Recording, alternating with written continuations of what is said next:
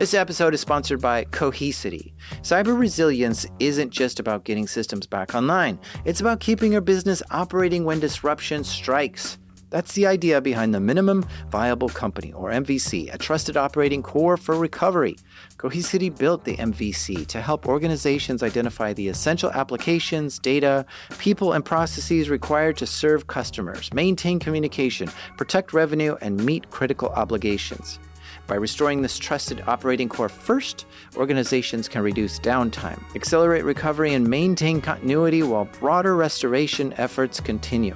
It also provides a clear recovery target, enabling teams to focus resources where they will have the greatest business impact. Learn more at cohesity.com/resilience. That's cohesity.com/resilience. Cohesity, resilience everywhere.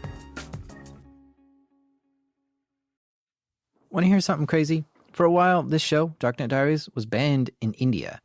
Yeah, I was really mad when it happened. If you were in India and opened Apple Podcasts and tried to find my show, it just didn't exist. This is annoying because I have a lot of listeners in India. It's like one of the top 20 countries that listen. My Indian listeners often chat with me on Instagram. It's kind of weird how they use that app more than any other social app I'm on, but okay, whatever. That's why I hang out in different spots, to soak up the culture of the internet. Anyway, why was my show banned in India? Actually, it's quite simple. In fact, it's not just mine. Hundreds of thousands of podcasts are banned in India. It comes down to this one simple thing. If any of my episodes were marked as explicit, it was not listed in Apple Podcasts in India. They have a very strict rule that does not allow explicit material to come into the country. But recently, Apple Podcasts changed that, so now when you search for my show, you get this warning box, and it says, "This show contains explicit content which is restricted on this computer." And it says you have to go into your settings and allow explicit content in order to play this show, which is not much of a barrier at all anymore, which is good because this episode is all about India. These are true stories from the dark side of the internet. I'm Jack Rhysider. This is Darknet Diaries.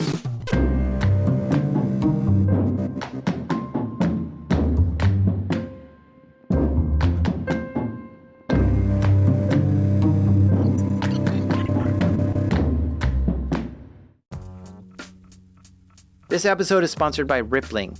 These days, you can chat with AI about almost any business problem, but only Rippling AI is built to solve them. That's because Rippling is the only AI built on your live global workforce data, giving you full visibility into your business and the ability to take action with AI that executes across departments. Say you want to retain top talent. Just ask Rippling, "Who are my top performers this year?" and instantly receive a workforce report highlighting your best employees with supporting data like comp ratios, performance reviews, and engagement metrics. Rippling AI can turn these insights into proposed retention strategies, including a recommended 10% spot bonus for top performers. So don't settle for AI that's all talk. Head to rippling.ai/darknet and get AI that turns insight into action. That's Rippling, spelled RIPPLING. Rippling.ai/darknet. Sign up for your exclusive access today.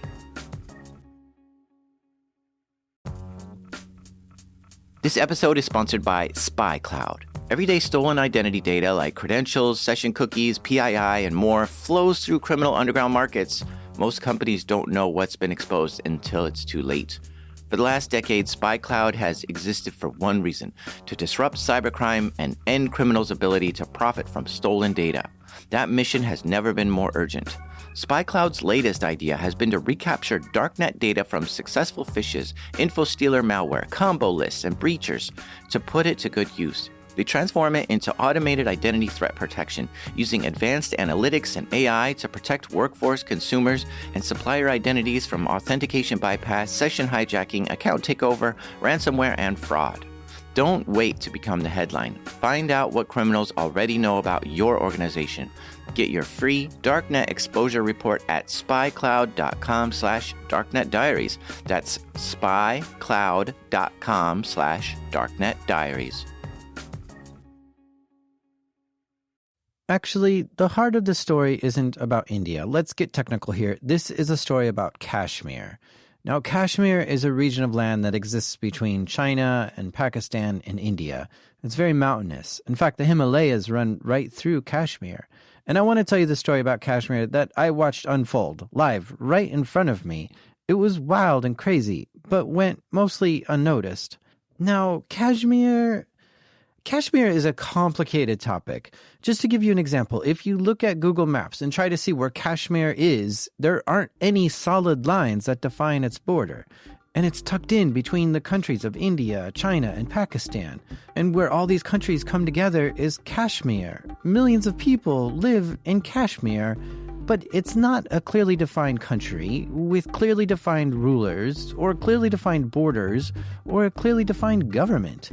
And being in between all these countries means you get influences from all of them too. There's Hinduism is coming from India, and Islam is coming from Pakistan, and Buddhism is coming from China. And this makes Kashmir a big mixture of culture and people. And some people call this region paradise because of the novel Lost Horizon, which talked about a fictional village called Shangri-La up in the Himalayan mountains. It was an isolated village from the world in such a way that it made it untarnished and perfect. There is no such place, but people like this idea, so some call Kashmir paradise. And this region of the world is an ancient place. Its history goes back for thousands of years, and during those thousands of years, a lot has changed. In the 1300s, it was ran by Muslims. Then it was taken over by the Mughal Empire, transforming it to a Hindu-Muslim culture. Then the Afghan Empire took it over, converting it back to Muslim. Then in the 1800s, there was the Anglo-Sikh War in the territory. And after that, Kashmir wound up in the hands of the British East India Company. And this actually put parts of Pakistan, India, and Kashmir under British rule. And all was calm and quiet until 1947. In 1947, something big happened.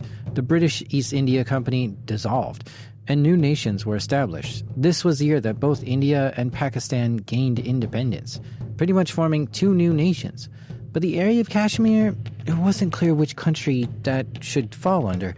So it just resumed as princely states, which basically means it was locally governed, not falling under either India or Pakistan, but with the option that any of the princely states of Kashmir could join India or Pakistan at any time. Now, what happened next started a feud that continues to this day. Marauders, rebels from the Muslim side of Kashmir came into the Hindu side and started pillaging. They ransacked towns and killed people. The Indian army flew in to establish troops to defend the towns since Kashmir did not have a strong enough army to defend itself. The battles were bloody and long and drawn out. The Indian soldiers would beat back the raiders, but they would just regroup and come back with more force, pushing the line forward. Then more Indian troops would be flown in, and this would push back the raiders once again. Now, at this point, Kashmir called for peace, and Pakistan agreed. But the battle waged on. See, the rebels weren't from the Pakistani military. They were from the Muslim side of Kashmir. So it was technically out of Pakistan's control.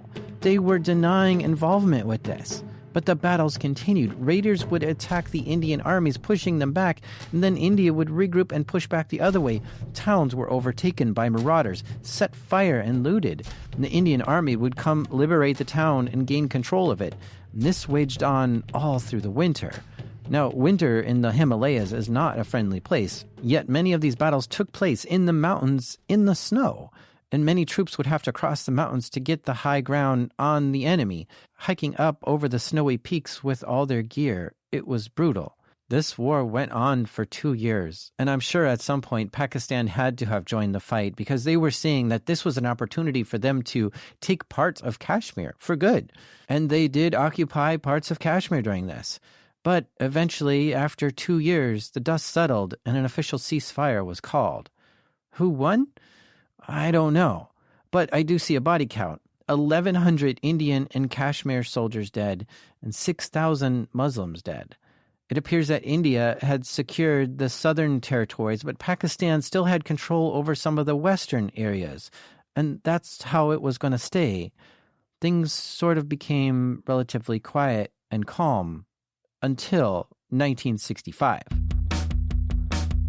In 1965, Pakistan used its army to infiltrate Kashmir, but India quickly mobilized and fought back, ultimately pushing Pakistan back out. This battle lasted only 17 days, but thousands of soldiers died. A ceasefire was agreed on, and all was calm and quiet again until 1999. In 1998, Pakistan detonated the bomb. They became the 9th country in the world to acquire nuclear weapons, and they tested it by blowing it up underground, under a mountain. And there's a video of this where a whole mountain is sort of shaking its dust off like a dirty dog. And with this newly acquired superpower, Pakistan decided to take Kashmir by force. But that same year, India also established nuclear weapons too. So this wasn't going to be easy and may end up getting really ugly. The Pakistani army invaded Kashmir. The Indian army fought back.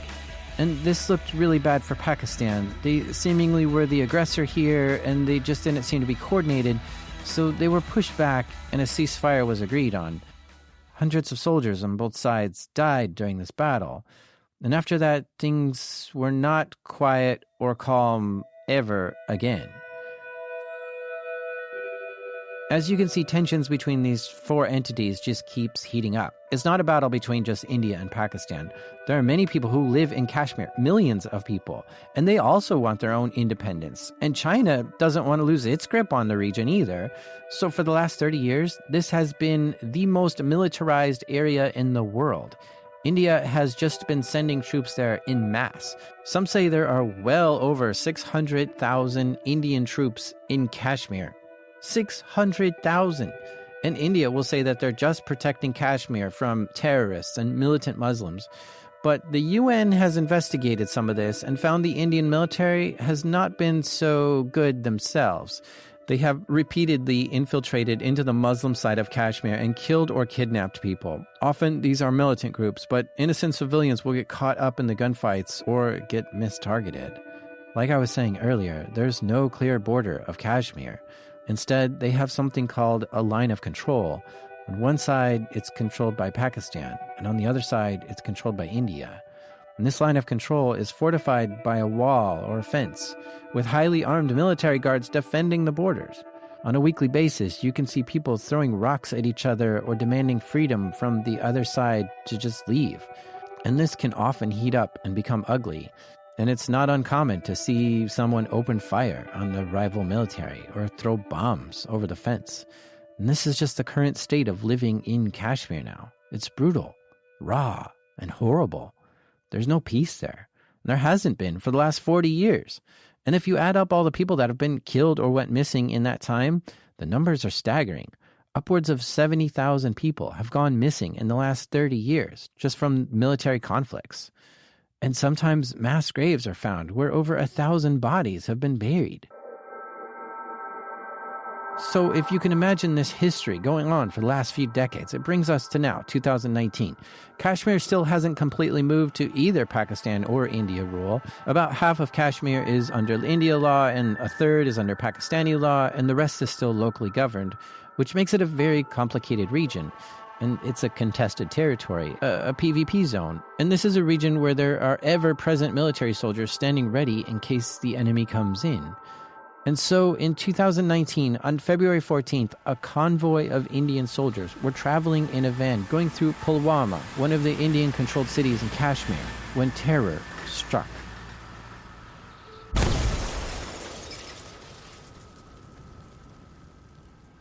"40 soldiers have been killed after a suicide car bomber rammed a bus carrying Indian paramilitary forces in India-controlled Kashmir. Now, the explosion occurred as the convoy reached the outskirts of the disputed region's main city of Srinagar. At least 5 other vehicles were also damaged. Local newspapers reported that militant group Jaish-e-Mohammed has claimed responsibility for the attack. Very interesting. The group claiming responsibility was Jaish-e-Mohammed. This is a jihadist terrorist group active in the area of Kashmir, but is aligned with Pakistan. In fact, their mission is to separate Kashmir from India and move it under Pakistani rule. So it was this group that packed an SUV full of explosives and rammed it into the side of a van full of Indian troops. killing about 40 troops, as well as the suicide bomber who was driving the SUV. Immediately, India's response was to urge Pakistan to condemn this group and to arrest them and to stop them. But Pakistan seemingly was quiet. They didn't seem to do anything about this attack, which angered the people of India. And to help tell the rest of the story, I brought in two people from India. Is my voice clear? So, what do you want to know about them? They both asked that I not use your real name here because, well, privacy reasons. But because they were both living in India at the time and watching the news, this really bothered them. It was like the feeling of unity among us, among the nation this time. So it got like very outrageous, and it we always feel like whenever we are attacked by terrorists, we always have the same feeling, but this time it was like, it is enough, we can't tolerate this. Then we get angry. Okay, after that, what happened is we get a little bit angry. Not for the first time. For like my last 10 to 15 years of my life, I've been I'm attack on this, attack there, bomb blast in this hotel, like Taj Hotel in Mumbai, and in markets. Soldiers are killed in their camps while they're sleeping, and this is bad. But when Pakistan is doing like these things again and again, like, then we have to do something. We have to take some steps. We can't be like, okay, we can tolerate this. Peace. That is not the case. These guys tell me pretty much everyone in India was outraged over this attack. And if you think about who is in India, you start to think who might be in position to actually do something about it. A new group of people who were not around in 1947 or 1965, or maybe not even in 1999. The modern era has a new domain of warfare. And if you think about it, there are a ton of really smart IT people in India. Coders, engineers, and yes, hackers. The Indian hacker community was also very upset with this, and they were in the perfect position to do something about it. Indian hacker community, like they took some action, like they started attacking Pakistani government websites. So what happened was, there is a guy, okay? He dumped like two... He tells me that the first thing he saw was that one hacker from India hacked into a Pakistani government website, used SQL injection to get in, took all the stuff from the database, and then publicly dumped it for everyone to see. Now again, even though it was a terrorist group who attacked the Indian troops in Kashmir, there was widespread belief that this terrorist group was under protection from being assisted by the Pakistani government. At no point did the Pakistani government condemn these attacks or try to help arrest those involved. So for the Indian hackers to attack the government of Pakistan, it made sense at the time. And they want to take revenge and, send message to Pakistan that we are not going to tolerate this again. So it was more like a message to them rather than, hurting the people. It is not against people. It is all against the government and their army and terrorism. So within 24 hours of the terrorist bombing, the hackers started ramping up their attacks on Pakistan's websites. So after that, what happened? We came together, we talked about like this is happening. We just spoke a little bit on Instagram, and everybody's starting doing his own thing. They rallied together in chat rooms and online to find targets and work together to take them down. They would look for any websites that ended in .gov.pk, which is the top-level domain for Pakistani government websites. Like multan.gov.pk was down, and like the foreign ministry websites were down. They were DDoSed, and some of them were defaced. A deface is sort of similar to writing graffiti on a building. You pretty much write whatever message you want on their website that you're attacking, letting them know that you were there and this is your message. And the messages they were writing were something like, "This website has been hacked by Indian hackers," or "We will never forget about this terrorist attack." And it wasn't just one hacker involved. Many websites were starting to get hit, and each one would say it was hacked by a different Indian hacker group. We changed the pictures of websites. That was around this time I logged into Instagram just to see what people are doing there, what foods they're eating, what vacations are going on, this kind of stuff. And you know what? I have a lot of followers on Instagram from India. And so I was getting a ton of private messages. I was getting messages from so many hackers saying things like, Jack, look what's going on here. Look at this. Look at this. And they were sending me link after link of posts and stories. It was incredible. I was seeing databases being dumped, websites defaced, websites down, usernames and passwords posted. There were so many posts I could barely keep up and jot everything down. I was watching over a dozen Instagram accounts actively hacking into Pakistani websites and then posting about what they've done. And on top of that, I was seeing evidence of many more hackers also involved. It was crazy and intense. A full cyber conflict had erupted right before my eyes. What was going through your mind when you're seeing all this hacks going on? The feeling was like that I have a power to make a statement against terrorism when all other people were like, we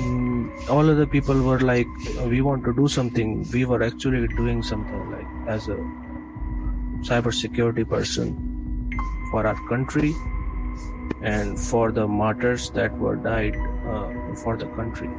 While I was watching this unfold, I barely understood what was happening because I didn't know the history of what these attacks were or who the players are. I didn't even know what country the .gov.pk websites were affiliated to yet. But it was fascinating to watch. Soon, I found the chat room of one of the hacking groups and joined it and sat and watched silently. But it was quiet, like too quiet. I started getting into their their Discord channel to watch what they were doing, but it really seemed quiet in there. Is this a illegal hacking group, or what are these people? No, these all are like normal people, cybersecurity people. We don't. Most of them might not be believing in illegal things and doing illegal stuff and malicious stuff or to harm anybody. But this thing was so frustrating that for the normal people that they can't do anything because attacks were happening again and again. And previous government did not take any strict action against terrorism. So it was the frustration in people who came out in the form of hacking of cybersecurity people. I would say that. They are not like any malicious person or illegal hackers. Maybe one or two, but most of them are like people. Yeah, that's really fascinating. I didn't understand that. Yeah, because on my account there were many children and normal people who coming to me and saying that how can I help, anything I can do for you because you are doing a great job and I don't know how to hack, please teach me hacking so I can contribute to this cause. And like it was patriotic and very energetic at the same time. And yeah, they were all normal people. I just wanted to make a statement and fight against terrorism and the government who is supporting it. Now, I promised my guests I wouldn't reveal their names or say who they are, but you can probably guess at this point that they had front row seats to all this or were involved somehow themselves. Because I don't like bringing experts on. I want to hear firsthand experiences, what went down. So when making this episode, I did reach out to about a dozen of these hackers that I saw hacking, but they were all too worried and didn't want to come on the show, and they didn't want to admit to doing anything. And they didn't want to come forward, even though I watched them hacking and posting things right there on Instagram. But I did have conversations with many of them to learn as much as I can about the story and what was going on and why. I think the whole Indian hacker community came together and took this action. One particular thing completely threw me by surprise. And still today, I don't understand how they did this. Actually, I want you to try this too. If you can, if you're able, take a moment right now and do a Google image search for something. It has to be images, okay? So search Google Images for best toilet paper in the world. Go ahead, I'll wait a moment. What do you see when you search Google Images for best toilet paper in the world?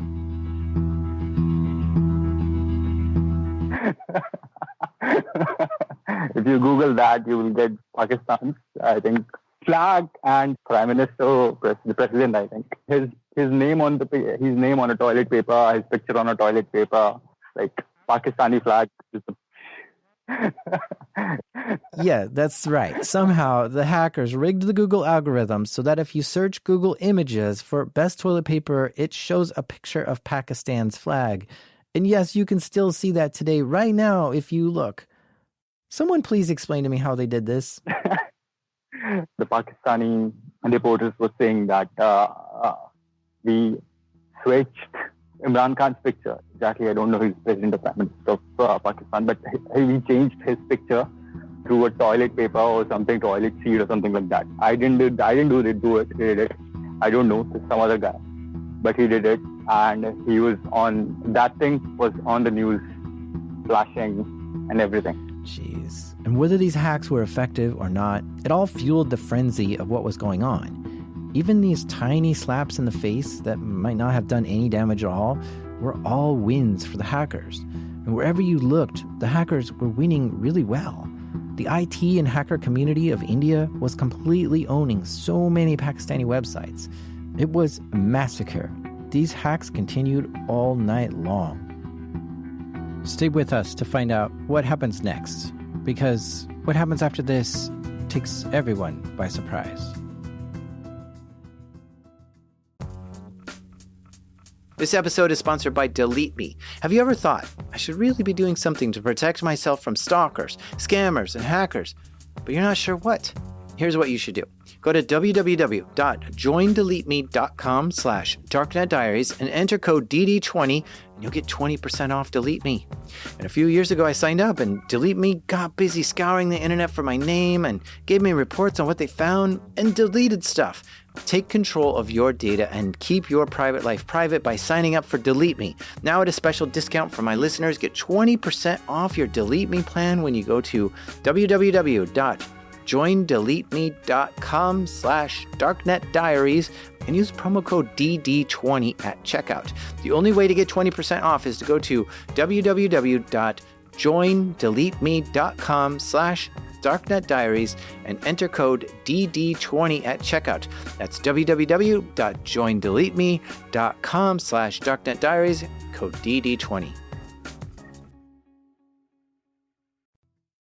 The next day, I logged into Instagram, and still, there was hacking going on like crazy. I was seeing more usernames and passwords posted to websites that you could just see, use, and log in with. Like user ID and password of few places, a few domains. Like Pakistani Navy and Pakistani Army and the few databases, and so many things. And now news articles and stories were coming out about these cyber attacks on Pakistan. बाज ना आया दफ्तर खारजा की website पर भारत की जानिब से cyber हमले जारी हैं वजारत खारजा की वेबसाइट से वजीर आजम इमरान खान का प्रोफाइल भी उड़ा दिया Yeah, it felt very powerful that we had a power in our hands. Normal people can do anything if they want. And we wanted to send our message directly to the Pakistani government, and we did. We appeared on their news channels, the top news channels, that the websites were hacked by Indian hackers, and our messages and our warnings were, published on their newspaper and the news channels. So it was clearly a win for us if we are able to do that, being a normal person. These cyber attacks continued to rain down on Pakistan's websites. Day after day, it was growing more wild with more fervor. While a lot of people in India were cheering on these hackers to do something to retaliate, there were also a lot of people in India condemning these hackers, saying things like it's embarrassing to the country that hackers are defacing Pakistani websites, and to let the government sort it out properly. But the cyber attacks were growing and starting to get more serious. There's few more people who have experience on SCADA. Whoa, SCADA? This is getting pretty serious now. SCADA systems are industrial control systems. These are the types of computers that run power plants, factories, or water treatment facilities, or dams. If hackers could get into Pakistan's SCADA systems, this could be a really big deal. So we are trying to access few machineries. We are trying to access few different companies, heavy machineries. Like if they are open, if any of the endpoint is open to the internet, we are trying to hit it, and trying to get access to it. But before they were able to get into any of the SCADA systems, about a week after the suicide bombing, all the hacking came to a sudden halt.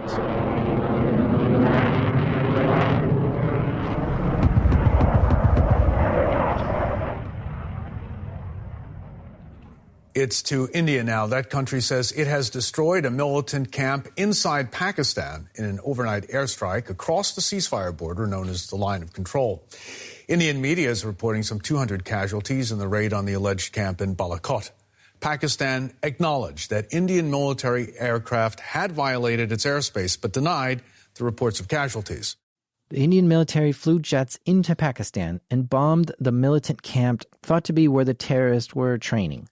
This attack was significant enough to make all the hackers stop. Everyone kind of felt like the combination of the cyber attacks and missile strikes were enough to let Pakistan know how angry they were with this. And that's when the hacking ended. My dad is from Indian government. He works for Indian government. He's in Air Force. Exactly, he was in Air Force. He's retired now. And so that's why I'm very much connected to this thing. I was very much connected to this incident because it hurt. Some way it felt bad. When did you show your dad that some of this hacking was going on after the attack, and what did he think? My dad didn't know what I do. My dad didn't know what I do. Well, I mean, you could show him, here, look at some of these other guys are doing this to the Pakistani websites. Yeah, but my dad don't even know what I do. So I'm not going to tell him what I do. They know that I work in computers and all. I'm a computer software designer, software engineer, that's it. They don't even know much about my work. So I'm not going to tell him that. That's your little secret then. Yeah, that's between me and my, that's my little secret. Now, here's where this story totally unravels in my head, and I'm not even sure which thread to pull on anymore. Imran Khan, the Prime Minister of Pakistan, came out and said, quote, Pakistan is moving towards stability. Why would we do something like this? If you have any actionable intelligence that a Pakistani was involved in these terrorist attacks, give it to us. I guarantee you we will take action. Not because we're under pressure, but because the terrorists are acting as enemies of Pakistan. End quote. India decided to fly 2 more fighter jets over the line of control. I don't know what their mission was, but Pakistan was able to shoot down both planes and even captured one of the pilots. When the Pakistani army captured the pilot, they interviewed him. Here's what the pilot said. The officers of the Pakistani army have looked after me very well. They are thorough gentlemen, starting from the captain who rescued me from the mob and from his jawan, from the soldiers, and thereafter the officers into the unit which I was taken to. Okay. This is what I would expect my army to behave as, and I'm very impressed by the Pakistani army. Now, granted, this pilot gave this interview while he was captured, so who knows if he said this under duress. He was held for 2 days and then given back to India safely because of, quote, a gesture of peace. Now, honestly, if we step back for a second and listen to all this, we're only hearing the story from India's side and a little bit of the story from Pakistan's side. And even though this is a story about Kashmir, I feel like I'm ignoring Kashmir entirely. So I decided to call someone up who lives there. Hello. Hey, how's it going? It's okay. It's good. How are you? This is On. My name is On, and it's visible on Twitter. He knows a ton about Kashmir and Pakistan. Because I live here. My home is like 600-700 meters from the border. Well, what border are you talking about? Are you talking about the line of control, the line of or control. are you talking about the line of control? I am in Kashmir, so it's line of control. As I was saying earlier, some parts of Kashmir are controlled by Pakistan and some parts are controlled by India. An lives on the Pakistan-controlled side of Kashmir, just a few hundred meters away from the Indian-controlled side. And he says being so close to the border means there's always violence looming. A few days ago, India fired some long-range guns, and there were 6 funerals from one home in a day. So stuff like that is hard to process. And with time, it's part of the daily routine. Like every few months, this happens. And now, after Modi has been the prime minister, uh, this has increased a lot. Are you allowed to just walk across the line of control whenever you want? No. There's the area between both forces. It's like a no man's land, but there's if you're crossing the border, either side is going to shoot you. So this gives you a better idea on what's going on in that area.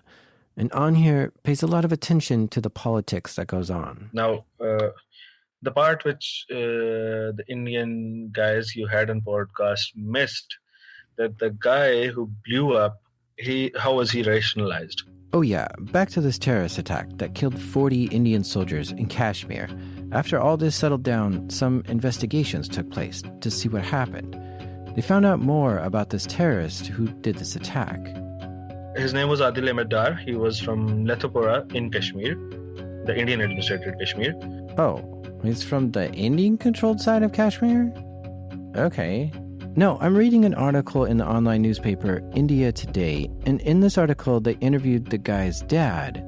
His dad said when his son was 17, he was going to school one day, and some Indian soldiers stopped him and harassed him, claiming his kid was throwing rocks.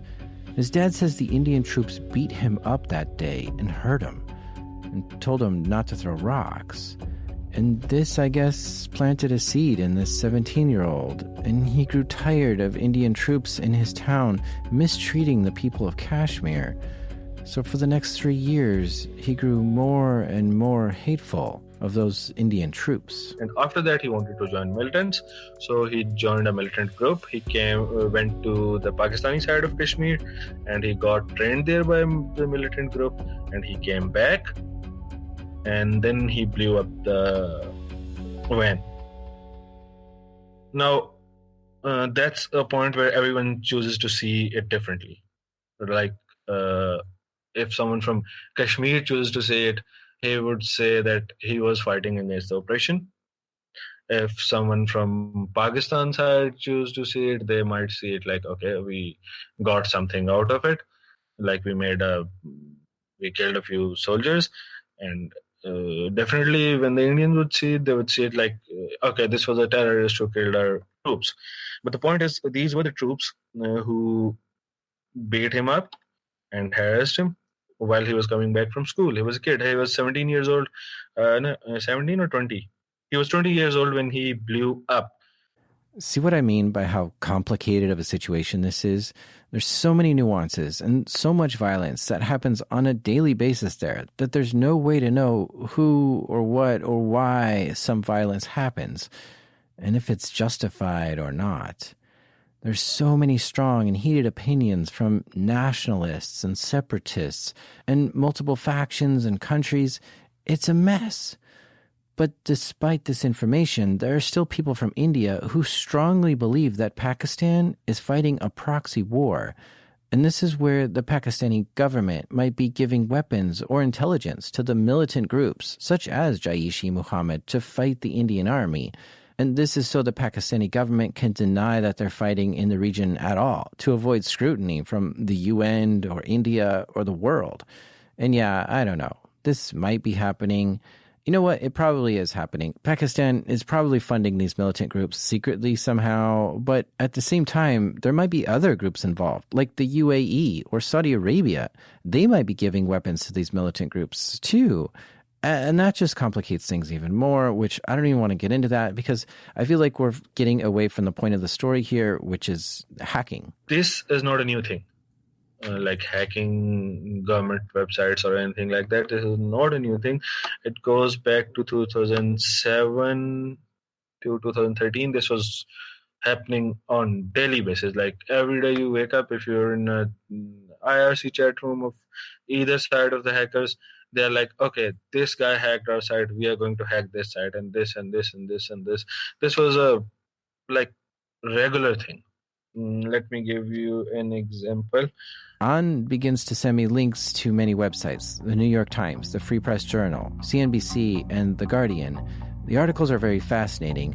Tit-for-tat hacking has absolutely been going back and forth between Pakistan and India for a decade now.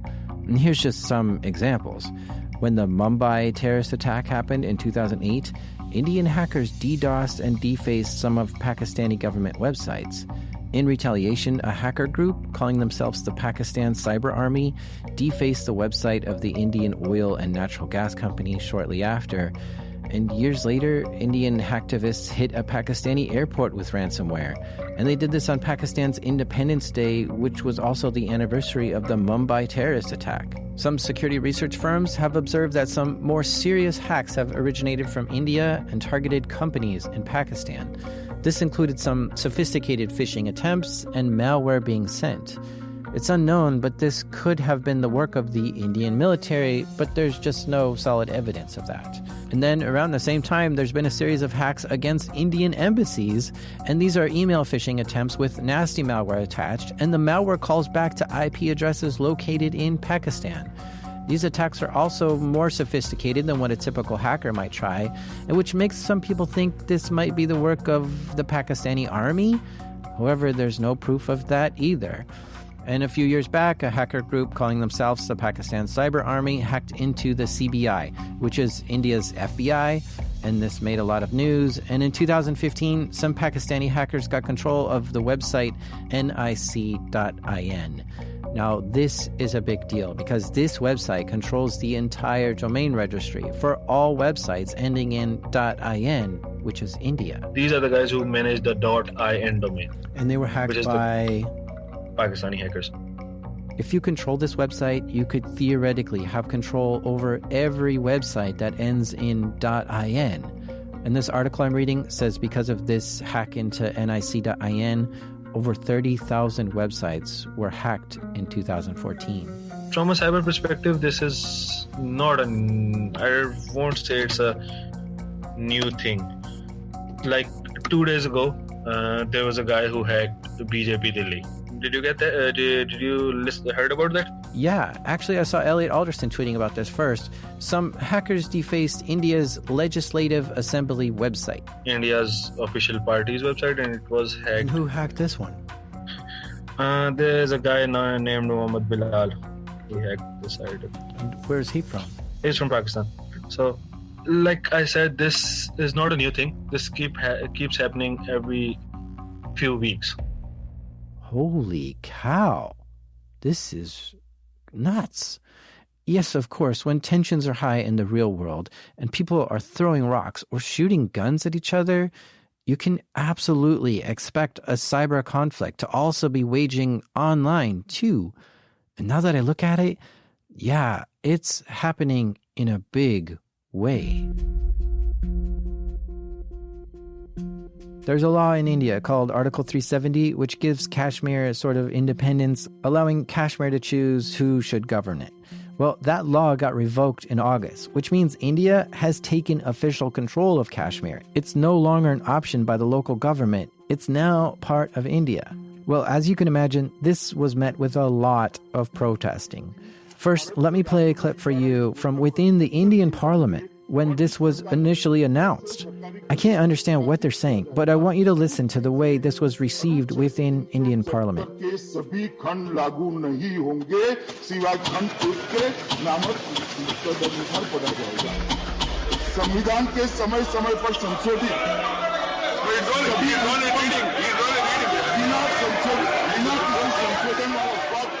I don't know about you, but whenever I watch some other country's parliament conduct their meetings, it always looks so weird. And this one really does look weird to me. Half the room is clapping, But they don't clap with two hands. They clap by banging the desk with one hand. And the other half of the room is shouting, yelling, standing up, and screaming. It's madness, and you can't understand anyone. And this went on for a solid 40 minutes. Something historical has happened. It's not ordinary day-to-day functioning of the bills and passage. So far,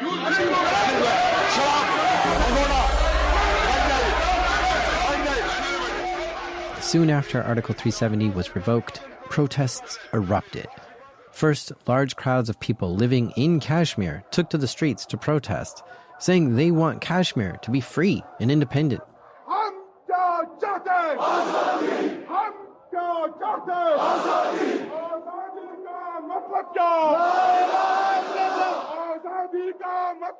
The protests in Kashmir heated up a lot. It was getting crazy and out of control. It became so bad that India initiated a curfew on the Indian-controlled part of Kashmir because there are over 600,000 Indian troops in Kashmir, which is enough to put 10 troops on every corner to enforce a curfew, making sure everyone stays off the streets and does not go outside. The point was to keep the protesters and the violence down, but this just was met with more anger, and people still protested and went outside and threw rocks at the Indian army. The Indian government ended up taking all mobile and internet connections down for the entire Indian-controlled portion of Kashmir. India had to send an additional 100,000 troops into the area to help keep the peace. I guess that's one way to do it.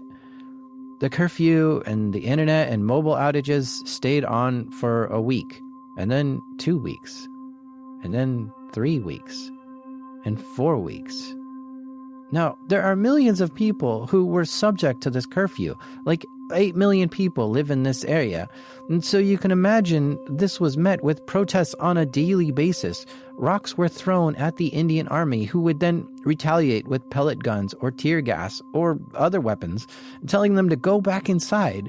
Sometimes the protests would get really crazy, and this would result in people dying.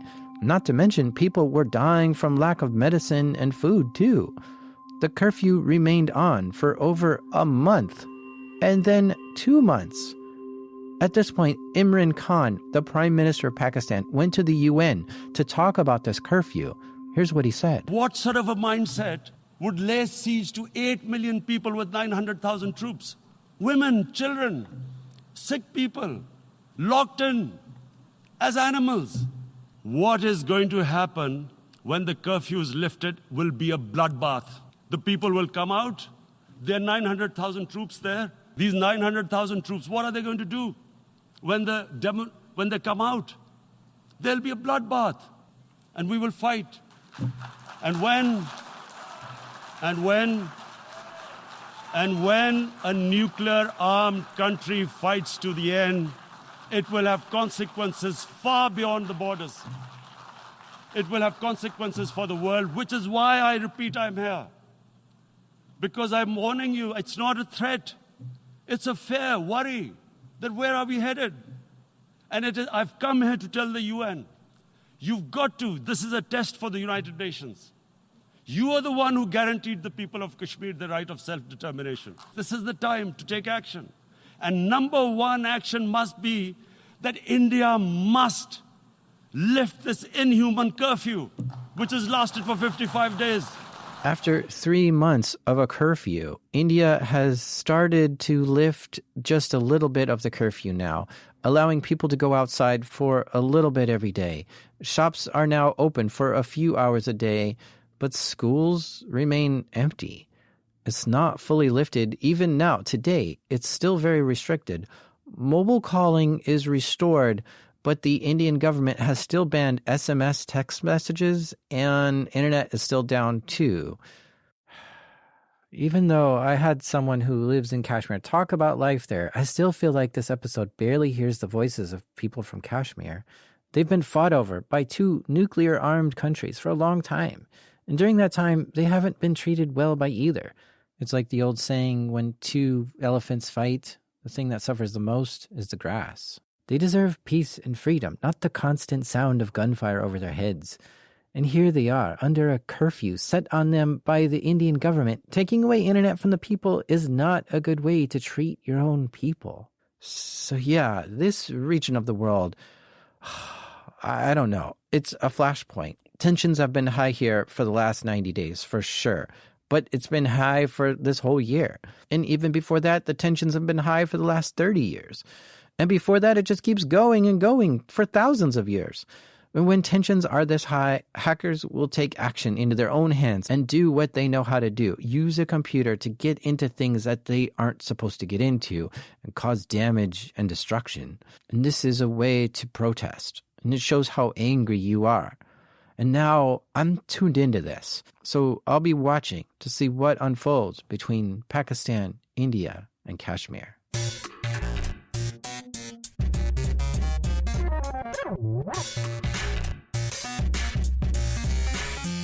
A big thank you to our two guests for being brave enough to come on the show and tell their story. The world is changing. You have the power to change it. So do the right thing. This show is made by me, your friendly IRC op, Jack Resider. Sound design this episode was by Andrew Merriweather, and editing help from Damien.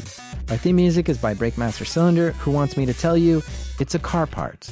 And even though my apps suddenly close and I start hearing strange clicking noises on my phone every time I say it, this is Darknet Diaries.